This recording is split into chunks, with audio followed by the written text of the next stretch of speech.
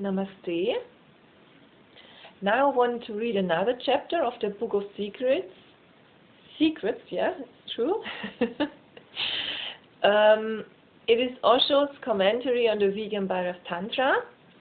The Vigyan Bhairav Tantra shows 112 techniques of meditation, and I'm going to read now another chapter of it, so please enjoy.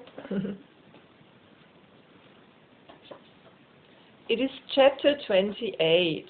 You are everywhere. The Sutras, 84. Toss attachment for body aside, realizing I am everywhere. One who is everywhere is joyous. 85. Thinking no thing will limited self unlimit.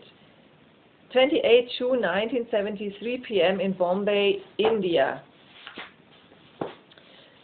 84. Detach yourself from your body. Toss attachment for body aside, realizing I am everywhere. One who is everywhere is joyous. Many points have to be understood. First, toss attachment for body aside. There is a deep attachment to the body, bound to be. It is natural, and you have been living in the body for many, many lives from the very beginning. Bodies have changed, but you were always with the body, you were always embodied. The gap between one death and another birth is unconscious, so you don't know how you will feel when not embodied. You don't know who you are when you are not in a body. You know only one phenomenon, and that is of embodiment. You have always known yourself in the body.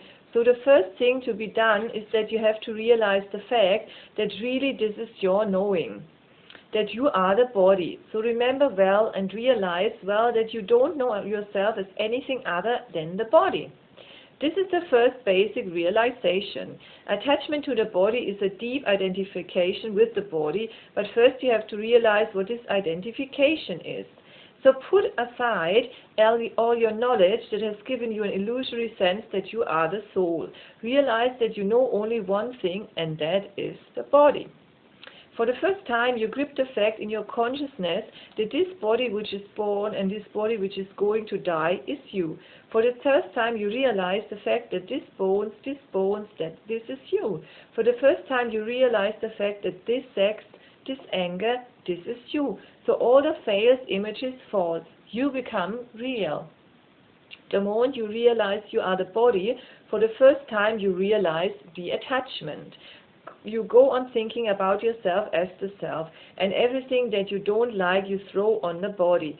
So you say sex belongs to the body, love belongs to you. Then you say greed and anger, they belong to the body. Compassion belongs to you. Compassion belongs to the self, and cruelty belongs to the body. Forgiveness belongs to the self, and anger belongs to the body. So whatsoever you feel is wrong, ugly, you throw to the body, and whatsoever you feel is beautiful, you go on being identified with. You create a division. The division will not allow you to know what attachment is, and unless you know what attachment is, and unless you suffer the misery of it and the hell of it, you cannot put it aside. How can you put it aside?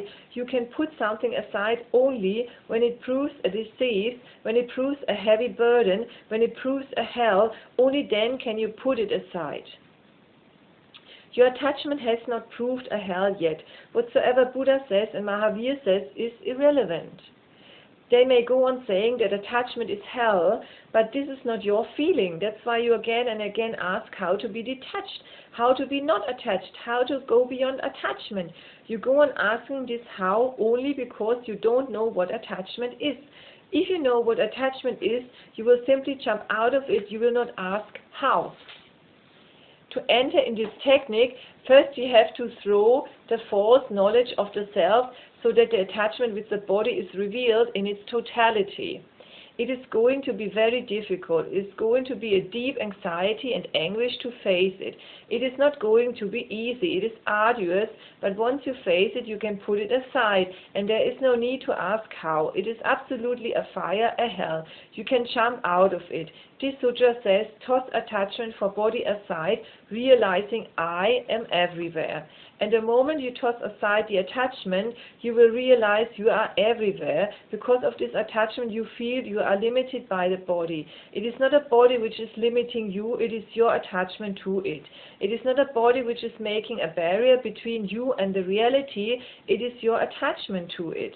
Once you know what the attachment is not there, there is no body to you.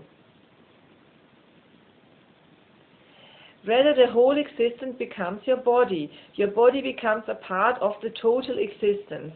Then it is not separate. Really, your body is nothing but existence comes to you, existence reached to you.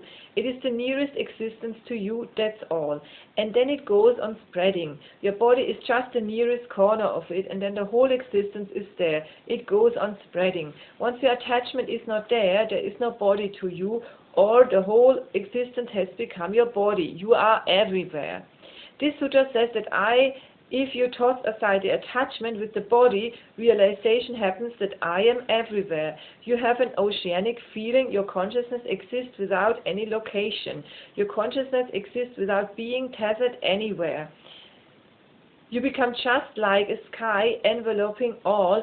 Everything is in you. Your consciousness has expanded to the infinite possibility. And then the sutra says, one who is everywhere is joyous. Through this technique, you know that one who is everywhere cannot be miserable. He is joyous. He is joy. So the more you become confined, the more miserable. Expand, push your boundaries away, and whenever you can, leave the body aside. You look in the sky and clouds are floating. Move with the clouds, leave the body here on the earth, and the moon is there. Move with the moon. Whenever you can forget the body, don't miss the opportunity. Go on a journey. And then you will become accustomed to what it means to be out of the body. And this is only a question of attention. Attachment is a question of attention. If you pay attention to the body, you are attached. If the attention has moved away, you are not attached. To be in the body, your attention is needed to be there. So remember it. Whenever your attention is, you are there. If your attention is in the clouds, you are there. If your attention is in the flower, you are there. If your attention is in money, you are there. Your attention is in your being, and if your attention is nowhere, you are everywhere. So the whole process of meditation is to be in such a state of consciousness where your attention is nowhere, there is no object to it. When there is no object to it, there is no body to you. Your attention creates the body. Your attention is your body. And when attention is nowhere, you are everywhere. Joy happens to you. It is not good to say that it happens to you. You are it. It cannot leave you now. It is your very being. Freedom is joy. That's why so much hankering after freedom.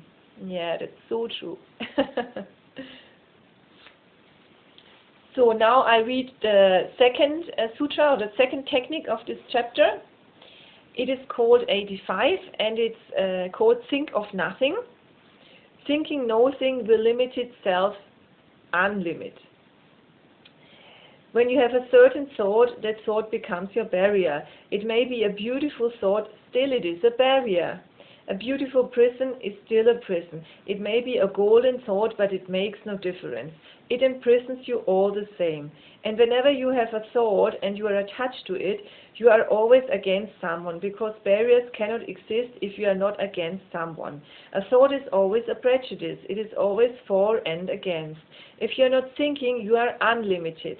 Thinking gives you a limit, and there are many types of limits. You are a Hindu, it gives a limit. To be a Hindu is to be attached to a thought, to a system, to a pattern. You are a Christian, then again you are limited. The Christian has his own world, and the non-Christian is opposite. Thought creates a limitation, a barrier, a boundary, and all those who are not for are taken to be against. One who is not in agreement with me is against me. How can you be everywhere? You can be with the Christian, you cannot be with the non-Christian. You can be with the Hindu, but you cannot be with the non-Hindu. With the Mohammedan, thought is bound to be somewhere against someone or something. It cannot be total. Remember, thought cannot be total. Only no thought can be total. Secondly, thought is always from the mind. It is always a byproduct of the mind. It is your attitude, your speculation, your prejudice. It is your reaction, your formulation, your concept, your philosophy, but it is not existence itself. It is something about the existence. It is not existence itself. The sutra says, thinking no thing will limit itself unlimited. If you don't think, if you simply are fully alert, aware, but without any clouds of thought, you are unlimited. The body is not the only body. A deeper body is the mind. Body consists of matter, mind also consists of matter, subtle, more refined. Body is the outer layer, mind is the inner layer, and it is easy to be detached from the body. It is more difficult to be detached from the mind, because with the mind you feel you are more yourself. The mind is the inner layer of the body. Mind and body are not two. The outer layer of your body is the body and the inner layer is the mind. Just as if you have a house. You can see the house from the outside and you can see the house from the inside. From the outside, the outer layer of the walls will be seen. From the inside, the inner layer. The mind is your inner layer. It is nearer to you, but it is still a body.